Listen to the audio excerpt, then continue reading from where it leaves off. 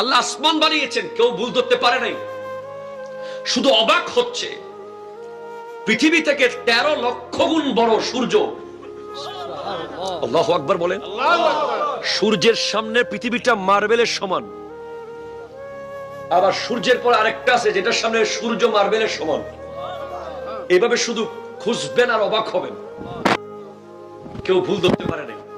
জমিন no mistake, শাজার no mistake, হাজার নো মিস্টেক, বাহার নো মিস্টেক। আল্লাহ সমস্ত সৃষ্টি অ্যাপ্রোপ্রিয়েট। প্রত্যেকটা কিছুর পিছে একটা হিকমত আছে। হয়তো আমরা কিছু খুঁজে পেয়েছি আর কিছু পাই নাই।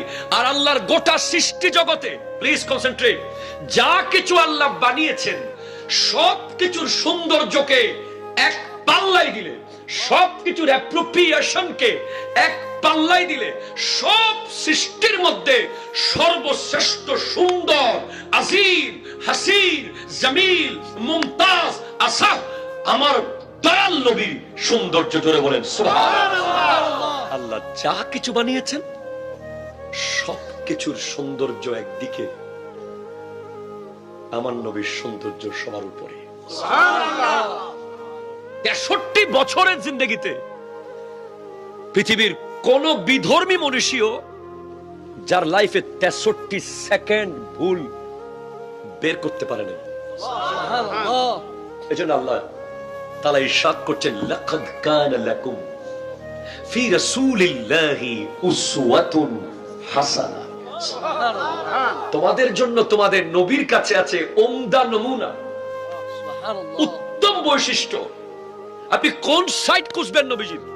as a son, as a father, as a prophet, as a social reformer, as a political reformer, as an economical reformer. সুবহানাল্লাহ বলেন। আপনি অবাক হবেন, George Bernard Shaw, George Bernard যার ছোট করে আপনি যদি গুগলে সার্চ করেন জেবি শ, যিনি 1925 সালে নোবেল পেয়েছেন, উনি আমার নবীর ব্যাপারে কি বলছেন? একজন খ্রিস্টান, উনি মুসলমান না। উনি বলছেন, if a man like Muhammad sallallahu alaihi wasallam, peace be upon him, or have to assume the dictatorship of whole modern world, he could succeed in solving its problem in a way that would bring much peace and happiness.